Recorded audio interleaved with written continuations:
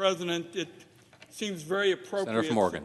Senator Murray, our chair of the Help Committee, she and I'm the chair of the Finance Committee, often work together on these issues, and as Northwest colleagues, we see how serious, how incredibly damaging the last 24 hours have been to our country. And I'm going to speak in a few minutes about a Health and Human Services nomination, but I want to pick up where Senator Murray left off with respect to guns and specifically talk about the atrocity that took place yesterday in Texas.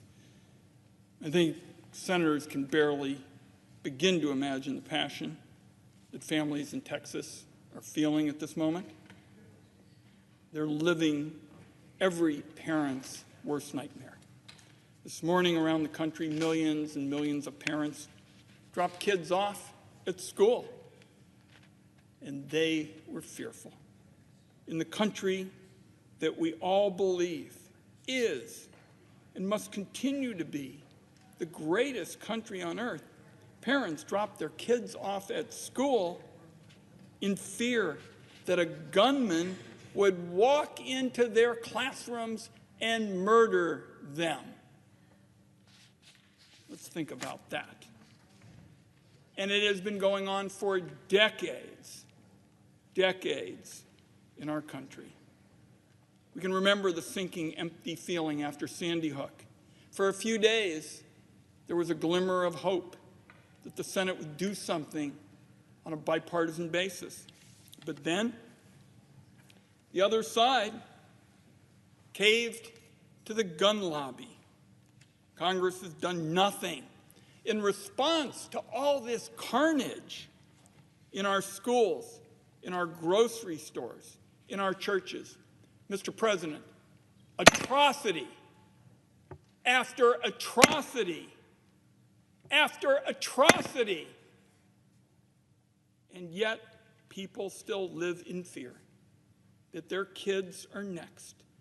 They live with hopelessness due to the fact that their elected officials are unwilling to act.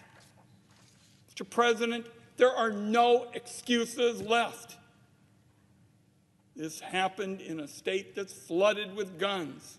There was armed security at the school, and still 19 kids and 2 teachers are dead. Still, their families are broken. No excuses. Perhaps that's why I've heard multiple Republicans say today there's nothing you can do to stop the shootings, that they're just going to happen. That's the way it is. They're going to happen regardless.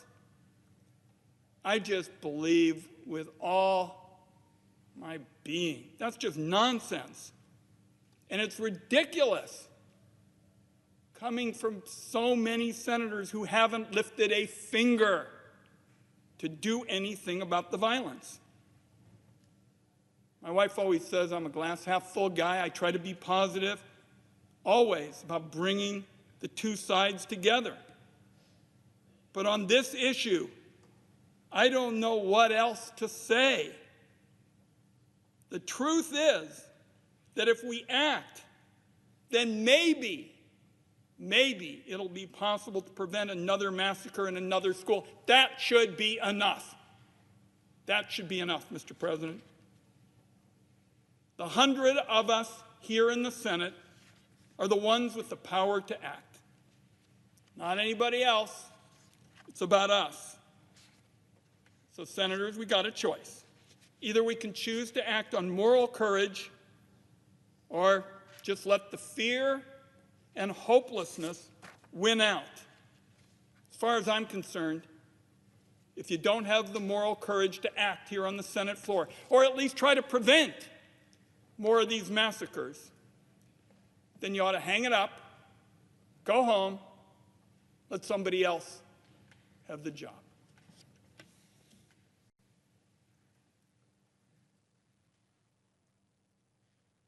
Let me turn now to the nomination we'll be voting on in a few moments. Samuel Bagenstos to serve as General Counsel at the Department of Health and Human Services. Just a few words on why the Senate ought to support the nomination. He's an experienced public servant, an accomplished lawyer and educator. He currently serves as general counsel to the Office of Management and Budget. He previously served as Principal Deputy Assistant Attorney General for Civil Rights. He's been a leader in the state of Michigan on the issue of workers' rights. He's argued cases before the Supreme Court. He's a highly respected law professor on leave from the University of Michigan. He's got the experience to serve as HHS General Counsel and the right outlook on what public service in the law is all about. I'm particularly pleased that he's been a crusader for the rights of Americans with disabilities. He's argued cases before the court on this subject. He really wrote the book, the most prominent law school casebook, on disability rights law. During the Finance Committee hearing on his nomination, he talked about how that experience and perspective will guide his work at the department if he's confirmed. I'm sure pleased to see somebody like this attracted to public service, protecting vulnerable people, people who fall between the cracks, all too often. All too often. That's the key to improving the health and well-being of all Americans. This nominee, Mr. Bagenstos, is the right choice for Health and Human Services General Counsel, highly qualified, deserving of broad support. We'll be voting on his nomination in a few minutes, Mr. President. I urge all senators to support this nominee, and I yield the floor.